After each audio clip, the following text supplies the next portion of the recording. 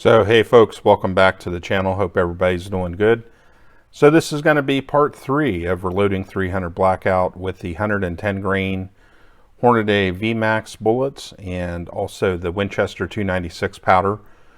So if you saw, we did part 1 back in November, and then there was kind of a long gestation of everything over the winter with everything that was going on. I put out part 2 recently, so if you've seen that, I would say everything went pretty well in terms of how the powder performed, how the bullets performed. They chronoed real well. I thought the accuracy was pretty good, so I think we're in a pretty good place. And it's one of those things where actually with that starting load that we used, if you were just doing, maybe some target shooting just out to 100 yards or whatever, and you had no intention of like using these for hunting or something like that, actually that load would probably just do just fine, that I found. So I guess it kind of depends, but what your end goal is. But for this, I'm kind of thinking of it more of performance. Just like with cars and stuff, we have different cars that we have vehicles we might use for off-roading, or we have performance supercar type vehicles, or we have vehicles that we use for family use, whatever our needs are. And for this, kind of my goal is to kind of push things kind of a little bit more, and kind of get maybe I guess you could say kind of hot rodded a little bit and just have good performance. So that's kind of what I'm looking for with this. So we've got our brass here, and what we've done is, in terms of the results out of this whole deal, we did crimped and non-crimped. And so the thing that I found was it seemed like the crimped rounds did a little bit better. So we're going to stick with that. So I went ahead and reset up the dies for that. So we're going to go ahead and just stick with that. We seem to get better performance out of the rounds using a slight crimp. So that'll be the plan going forward with this. And then also too, the powder charge, like I said, probably you could kind of stick with that powder charge. I could stick with that if I wanted, but like I said, kind of going for more performance. So kind of looking at a lot of the published data and all that sort of thing, and kind of deciding what I was going to do, I decided to actually ladder it up a fair bit, up to 19 grains. And so that's what I'm going to go with to start out with this. And I kind of think that's a good place to go. I've also, I have a work colleague that he's done similar type loads, and I kind of know where he ended up too. So not only going off of published data, I've also kind of done a little bit of research online as well. So I think that's kind of good. And then the other thing that I want to do this go around, now that we're starting to kind of level it up a little bit, is also too, I have my standard test rifle that I use for 300 Blackout. But also there's another 300 Blackout rifle I have that we'll go ahead and we'll bring out. And that one was one of those Palmetto State kind of, they have the inexpensive kits and stuff. And a couple years ago, I did a kit build. Whoop. That's the one thing with these bullets here.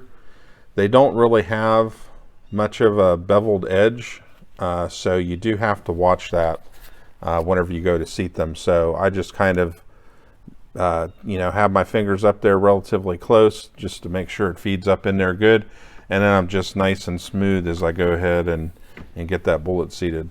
But anyways, I kind of did like a budget kind of build. And so one thing I want to do is get that rifle out and actually see how these perform and see if I notice any sort of difference or anything like that.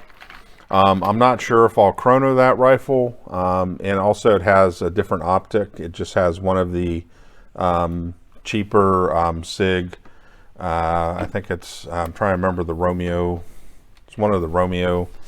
It's just a straight up red dot sight on that one. But I think all told, whenever I built that, I think I maybe spent about 600, just over 600 bucks to build it. You know, so kind of inexpensive rifle. And one of the things I've talked about in the past in terms of, you know, the accuracy testing, you know, obviously there's other people out there on YouTube doing videos and stuff. And, you know, of course, like whenever you're doing your videos, you obviously want to strive for the best accuracy. And of course, a lot of times whenever people build up rifles and stuff to do this sort of thing, you know, they're using the best optics. They're using, you know, basically the best barrels or whatever it might be.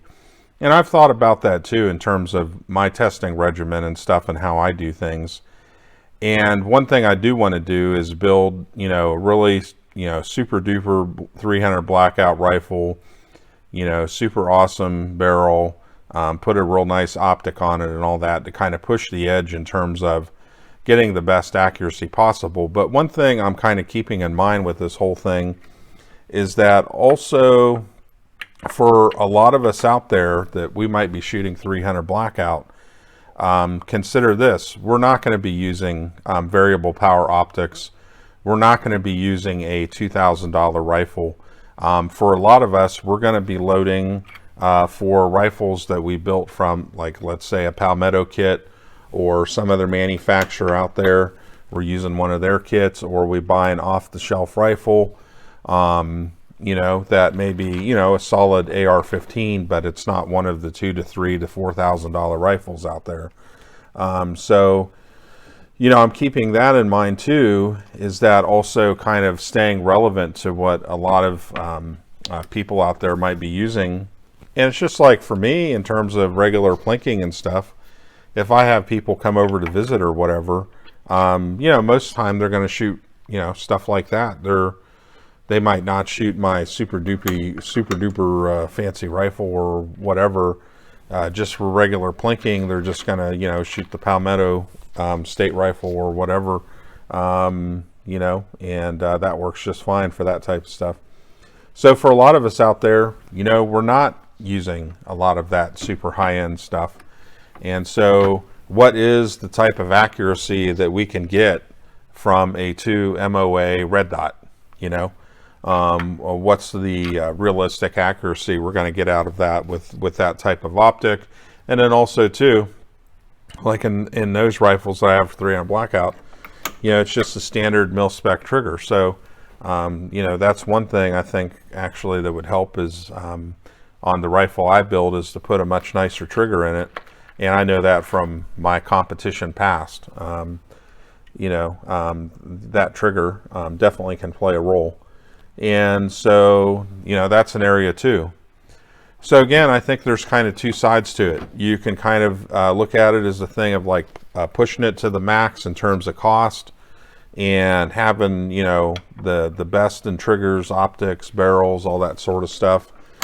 But then also too, kind of finding that middle ground in terms of having a rifle probably most of you guys are going to be shooting, you know, just a regular AR-15.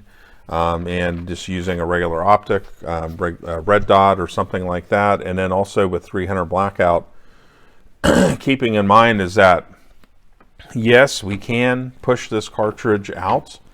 Like I have a work colleague that played with this and has pushed it out hundreds of yards just for fun, just to see, you know, what can be done with it. But you know, for the most part, 300 Blackout is an intermediate range cartridge, kind of at best or close range cartridge. That's where it really excels. And so, you know, there again, what are we going to use at those ranges? Probably an EOTech, you know, one of the 6 hour red dot sights, you know, something along those lines, maybe a Trigicon, you know, MRO or something like that. Or a Holosun, you know, a lot of the Holosun sites are popular. So yeah, just some kind of thinking I've been kind of going through in this whole thing in regards to 300 Blackout and kind of keeping it relevant. So anyways, we've worked up a batch of, of rounds here, so we have a nice little quantity for testing. I might make a couple more just for the hell of it. And then, yeah, we're going to head out to the range and test these. And I think the other thing I might do as well before I go out is perhaps I might scale up the powder charge just a little bit more and just make another load. And then that way when we go to the range, we've got kind of two loads to test and kind of maybe do it that way. Because I think looking at all the data, I think we're still in the safe zone. And the other thing to keep in mind with all this is you do have to watch, because with 300 Blackout, there's a lot of different barrel lengths out there and, you know, different variables involved. So again, with this, you're getting to see what I do. That might not necessarily be applicable for you. So just kind of keep that in mind. So anyways, yeah, the range is next and we'll see you there. All right, so welcome back, folks. Hope everybody's doing good out there. Originally, I was going to film this video 3 weeks ago, but the weather was nasty and also came down with a COVID-like virus. So my voice is still affected by it. This is the third COVID-type virus I've had in the past year. So, you know, I guess it's trying to get me until I can't speak anymore. But anyways, my voice is still a little bit rough, so just have to kind of roll with it. But I'm gradually getting there. Still coughing up some crap, but I actually went for a bike ride today and did some mountain biking for a bit. So, you know, so I'm alive. I'm doing all right. And then I was busy with work also for 2 weeks in a row as well. So that kept me basically tied down. But now we're getting into spring. The weather's getting a little bit better. The weather yesterday was about 85 degrees. And then today was today it's 71. So it's pretty nice out here. You can see the grass is turning green. Trees still haven't sprouted their leaves. But we had 8 inches of snow last week. And then Wednesday, I guess it's supposed to snow again. So yeah, we haven't entirely escaped winter yet, but we're gradually getting there. So anyways, so we'll go ahead and get started. We're at 19 grains with these and with the Winchester 296 powder. So far, I've been pretty happy with the powder and also this bullet combination. So we'll continue to tweak it. And we're going to go ahead and do some chrono work with it. And we'll just kind of see what results we get with that. And just see how the general feel is and how it shoots. And then also, we'll just do a little accuracy test. Now, we keep having these wind gusts that pop up, and it keeps rattling my target around. So hopefully the paper target will hold up. Also, too, that's one thing is gradually over time, I'm looking to kind of upgrade things on my range. So there's different ideas I kind of have for that. We have some different steel targets set up and all. But, you know, I'm looking at some different things, so we'll see how that evolves over time. But anyways, let's get started. All right, so we've got our magneto speed chronograph attached, and we're using an EOTech with a magnifier on it. So we've got 10 rounds loaded up. Go ahead and get our little screen there so we can see our feet per second.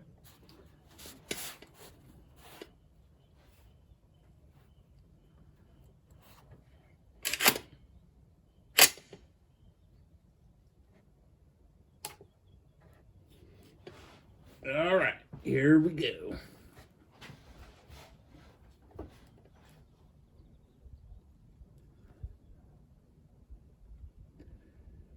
Good lighting conditions today. No, best I've seen in a while. However, the paper target down there, the wind has messed it up a little bit, but we'll see how we go.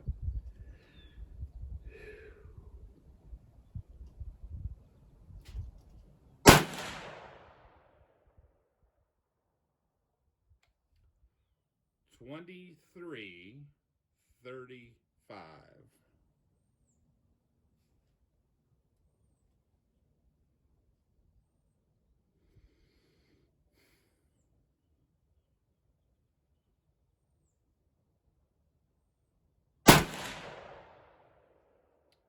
2351.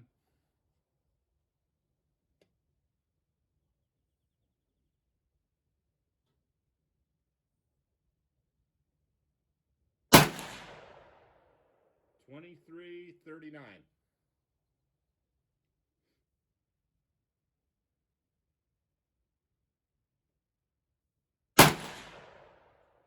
2331.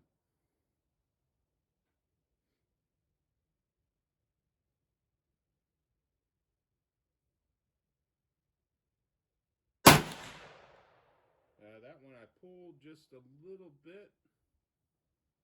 2315. So that one, I think I yanked it downward slightly there, so that one might be off. I think the other ones are pretty tight, but we'll end up seeing what we get. Yeah, I think I see that one down low. Right when I pulled the trigger, I just dipped it just so ever slightly.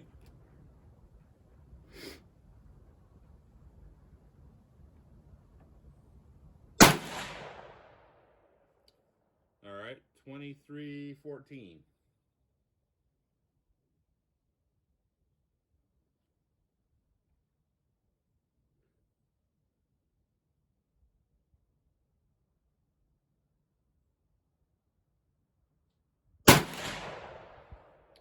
2316.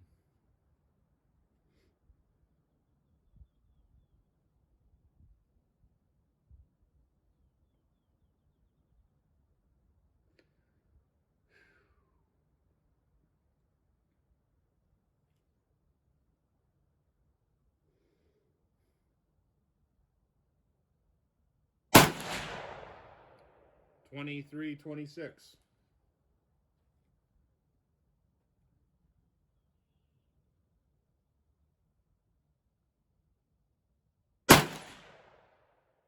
2339.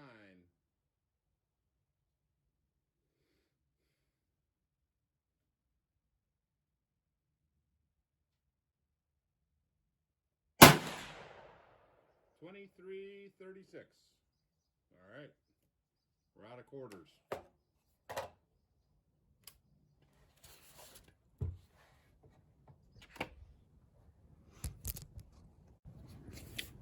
All right, so let's take a look at what we got. Average was 2330. Overall, the high 2351.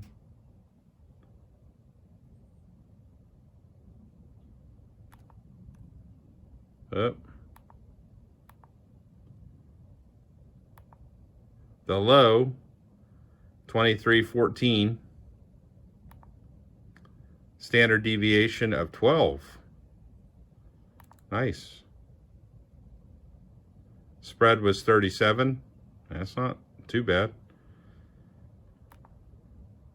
Shot data.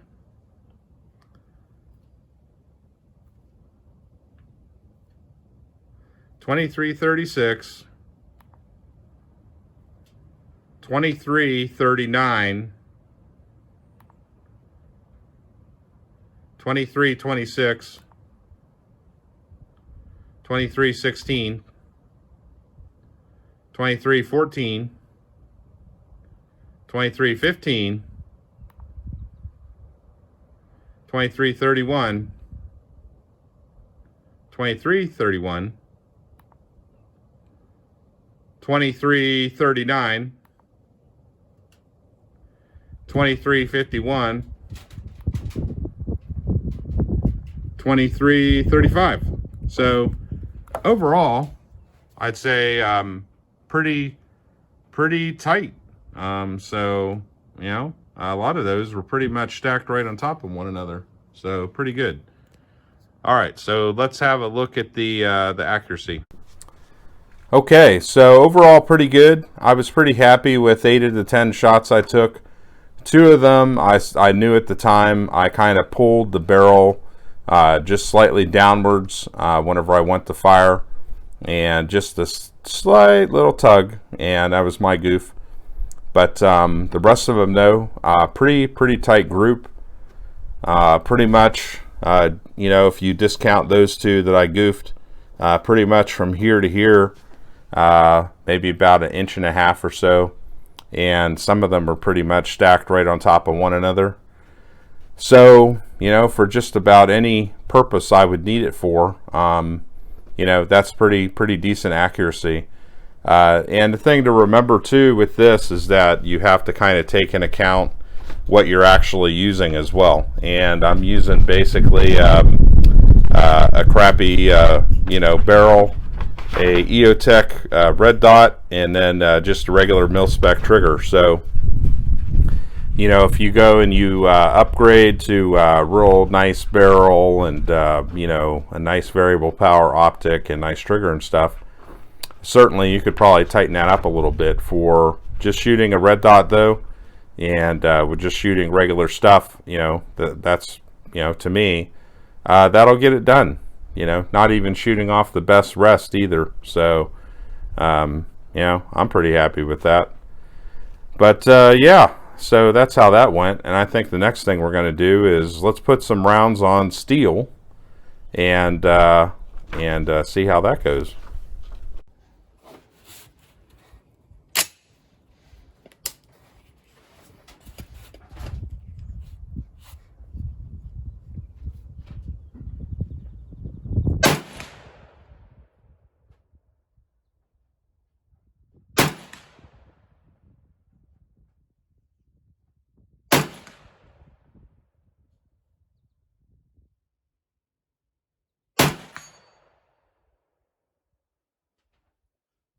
It hits hard.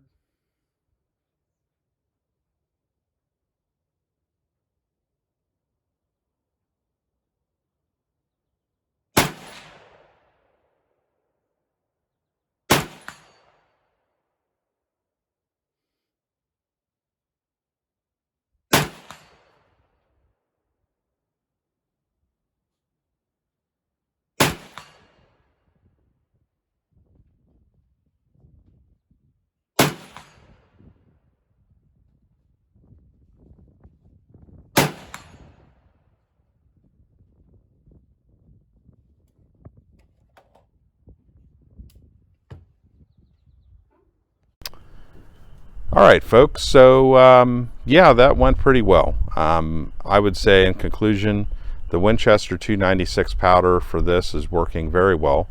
I used H110 a number of years ago, which is supposedly the same thing. And at that time, maybe it was the lot I was using or whatever it was, but it didn't work for me with the bullets I was using. And also, too, I don't think it likes heavier weight bullets. But it just wasn't working. But with this, with the 296, with these bullets, not a single problem. It's running like a train, and like as we saw with the chrono results, pretty tight overall. I thought, you know, I don't do any of that stuff for loading cartridges like this with trickling the powder, and you know, I basically set my RCBS powder measure, and I check it every so often. And you know, it's pretty consistent, I find, overall. So, you know, I don't go to any extremes on that for loading these types of cartridges. And then also too, you know, keep in mind with this is that we're just using a regular red dot, ordinary barrel, and just some, you know, regular mil spec type trigger. So, you know, at some point, could I kind of go and build my dream, you know, 300 Blackout rifle and you know, just get the best of everything? Yeah, I think probably at some point I'm going to look at doing that. But you know, I think the thing to kind of keep in mind, I pointed this out in the other video, is that yeah, you can go do all that stuff, which is great, but in terms of your average person out there, you know, they're probably shooting an AR that costs between about $500 to $1,000, and probably for most of y'all, you're using a red dot. So that's kind of the reality.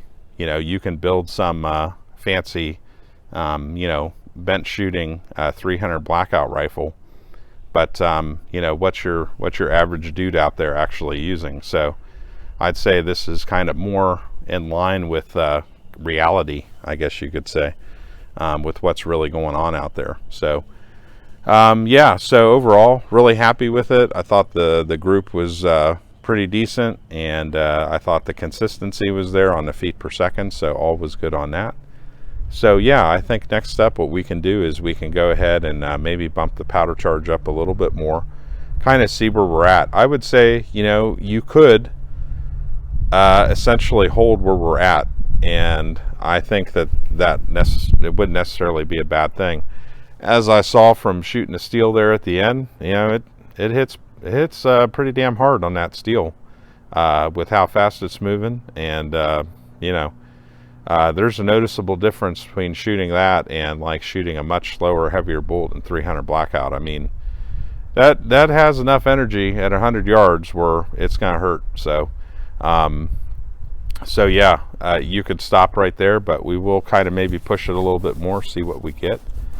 And you know, the other thing, so we'll probably do one more video on this and wrap it up, and then coming up we have to finish the 38 special project I'm working on. We have a few product reviews I'm working on, and then we're probably going to do a gun review of a kind of a more obscure pistol coming up soon. And also too, I'm working on some other little projects as well to throw on the channel, and you know, so there should be some interesting stuff coming up over the next year.